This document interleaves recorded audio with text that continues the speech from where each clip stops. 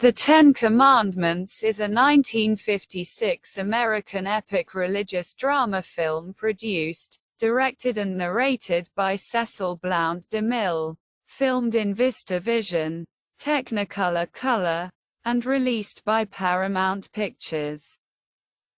The film is based on the 1949 novel The Prince of Egypt by Dorothy Clark Wilson. The 1859 novel Ladder of Fire by Joseph Holt Ingraham. The 1937 novel On the Wings of an Eagle by Arthur Eustace Southton, and the Book of Exodus from the Bible. The final screenplay was written by Aeneas Mackenzie, Jesse Louis Lasky Jr., Jack Garris and Frederick Frank. It also contains material from The Prince of Egypt by Dorothy Clark Wilson, Pillar of Fire by Joseph Holt Ingraham, and On the Wings of the Eagle by Arthur Eustace Southton. Henry Nordlinger, the film's researcher, consulted ancient historical texts such as the Midrash Rabbah, Philo's Life of Moses, and the writings of Josephus and Eusebius to fill in the missing years of Moses' life. And as the final opening title card of the film, the Holy Scriptures. During the early stages of pre-production, DeMille considered casting a middle-aged man for the role of Moses. He offered the role to 56-year-old actor and Hopalong star Cassidy William Boyd. But Boyd turned it down because he felt his cowboy fame would interfere with his portrayal of Moses. Charlton Heston, who had previously worked with DeMille in Nye the Great Show on Earth, finally won the role after impressing DeMille at the audition with his knowledge of ancient Egypt and his strong resemblance to Michelangelo's sculpture of Moses. Heston was also chosen to be the voice of God in the form of a burning bush, toned down to a softer, lower register. DeMille describes the role of Ramses II as a part equal in dramatic power to that of Moses. Rory Calhoun, Jeff Chandler, Anthony Dexter, Mel Ferrer, Stuart Granger, William Holden and Michael Rennie were considered as the main antagonist of the film. DeMille saw Yul Brynner in the Broadway musical The King and I and went backstage to meet him. He tells Brynner the story of the film from Ramses' point of view and offers him the part. Columnist Luella Parsons considered the role of Nefertiti the most in-demand role of the year. Anne Blythe, Vanessa Brown, Joan Evans, Rhonda Fleming, Colleen Gray, Jane Griffiths, Audrey Hepburn, Jean Marie, Vivian Leigh, Jane Russell and Joan Taylor are considered to be the female leads of the film. DeMille likes Audrey Hepburn, but turns her off when he notices that her figure isn't curvy enough for Nefertiti's extravagant costumes. Anne Baxter was cast in the role. There was only one DeMille, and no actor in the world who didn't want to work for him just once, no matter how small the pay or how tall the corn, she wrote in her memoir. Many actors were considered for the role of the evil warden Datan, including Raymond Burr, Lee J. Cobb, Leo Genn, Victor Jory, Frederick March, Raymond Massey, Stephen McNally, Gary Merrill, Arnold Moss, Robert Newton, Hugh O'Brien, Jack Palance, Eric Pullman, Basil Rathbone, Dale Robertson, Robert Ryan, George Sanders, Everett Sloane and Peter Ustinov. DeMille was enthusiastic about Jack Palance's Datan, but Palance's agent angered DeMille when he stole part of the script and demanded that the role be rewritten. Raymond Massey was signed for the role but later turned it down. DeMille then cast Edward G. Robinson, who was on Hollywood's blacklist. In his autobiography, Robinson recalled, "Mr. DeMille felt that I had been unfair and told his people to offer me the part. Cecil DeMille brought me back to movies. Cecil DeMille restored my self-respect." The name of Moses' wife, Zipporah, has been changed to Sepphora, the spelling that appears in the Douay-Rheims Bible.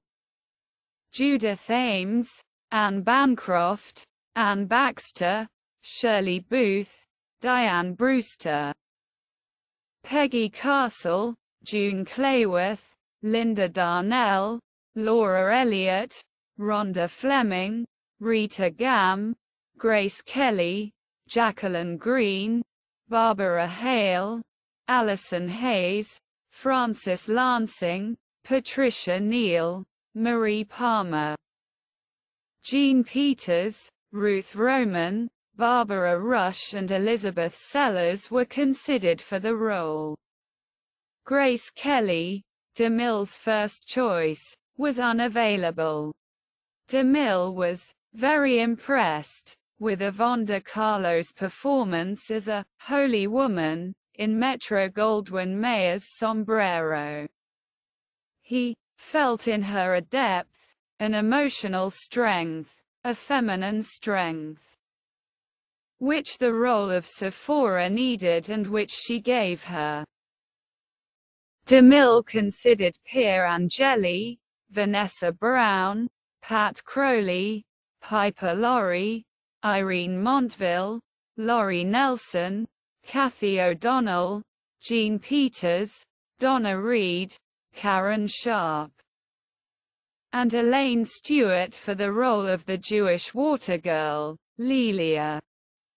He wanted to cast Pier Angeli in the role, but Metro-Goldwyn-Mayer refused to cast their Paramount contract star. Deborah Paget has been leased by 20th Century Fox. Jeff Chandler, Tony Curtis, Vince Edwards, Eric Fleming, Arthur Franz, Rock Hudson, Brian Keith, Cameron Mitchell, George Nader, Jack Palance, Michael Pate, Richard Todd, Clint Walker, and Cornell Wilde were all considered for the role of Joshua the Stonecutter. DeMille's first choice was Wilde, who had worked with him on The Greatest Show on Earth. Wilde's casting was widely mentioned in the press. DeMille later noted, Cornell Wilde turned down the part, thus giving John Derek the opportunity for a remarkable performance. Claudette Colbert, star of DeMille's Cleopatra, Joan Crawford, Betty Davis, Rosemary DeCamp, Irene Dunn, Merle Oberon and Alexis Smith were considered for the role of Genesis, before DeMille chose Jane Meadows, who turned it down, and finally chose Nina Fock, at the suggestion of Henry Wilcoxon, who had worked with her at Scaramouche. Flora Robeson was considered for the role of Memnet and Betty Davis was interviewed. DeMille's casting journal also notes Marjorie Rambeau and Marie Windsor. But DeMille chose Judith Anderson after screening Alfred Hitchcock's Rebecca. Heston's newborn son, Fraser, born February 12, 1955, was cast by DeMille.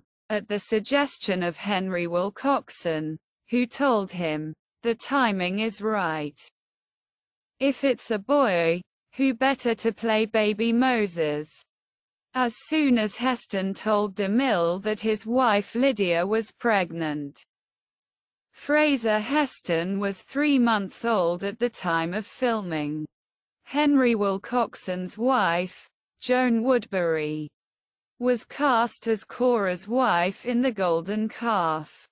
DeMille was reluctant to cast someone who had appeared in 20th Century Fox's The Egyptian, a competing production at the time. A few exceptions to this are the casting of John Carradine and Mimi Gibson in credited supporting roles, and Michael Ansara and Peter Coe in uncredited supporting roles, who appear in both films. The commentary for the DVD release of the film describes the historical research done by DeMille and Associates. The man who designed Moses' distinctive robe with rusty white and black stripes used these colors because they looked impressive, and only later discovered that they were the actual colors of the tribe of Levi. Arnold Freiberg would later say that he was the one who designed Moses' suit as a gift. After production, DeMille gave the mantle of Moses to Freiberg, who owned it until his death in 2010. Moses' robe, worn by Charlton Heston, was handwoven by Dorothea Hulse, one of the world's finest weavers. She also created costumes for the robe, as well as textiles and fabric for costumes for Samson and Delilah, David and Bathsheba, and others. Jesse Lasky Jr., co-writer of the Ten Commandments, describes how DeMille routinely spread out prints of Lawrence Alma Tadema paintings to inform his set designers of the look he wanted to achieve. Arnold Freiberg, in addition to designing the sets and costumes, also contributed to the way Moses ordained Joshua for his mission at the end of the film, through the laying on of hands. Placing his hands on Joshua's head. Freiberg, a member of the Church of Jesus Christ of Latter-day Saints, demonstrated the LDS way of performing such ordinations, and DeMille liked it. The pharaoh is usually shown wearing the red and white crown of Upper and Lower Egypt or the royal cap of Nemes. For the pursuit of the Israelites, he wears the blue Hebrew helmet crown that the pharaohs wore for battle. Sets, costumes and props from the Egyptian were purchased and reused for the Ten Commandments, including the red and white double crown. Since the events of the Egyptian take place 70 years before the reign of Ramesses II, an unintentional sense of continuity is created. An Egyptian mural was also the source of the lively dance performed by a circle of young women at Seti's birthday gala. Their movements and costumes are based on art from the tomb of Grand Vizier Mehu of the 6th dynasty. Some of the actors in the film, such as Baxter, Paget, Derrick and Fock, wear brown contact lenses, at the behest of DeMille, to cover up their light eyes, which were considered inappropriate for their roles. Paget once said that, "If it wasn't for the lenses, I wouldn't have gotten the part." However, she also said that the lenses were terrible to work with because the Klieg lights heat 'em up. When DeMille cast Yvonne De Carlo as Sepphora, she was worried about having to wear those contact lenses. She also believed that her grey eyes were her best feature. She asked DeMille to make an exception for her. He agreed, expressing the idea that De Carlo's role was special and that Moses should fall in love with her. The Exodus set is a duplicate set from the 1923 film.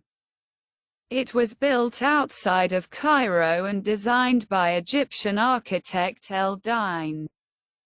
Inside the set was a dining tent, a wardrobe department and a stable. The golden calf prop is also a duplicate from the film, probably in a kneeling position with a few modifications. So it was written, so it shall be done.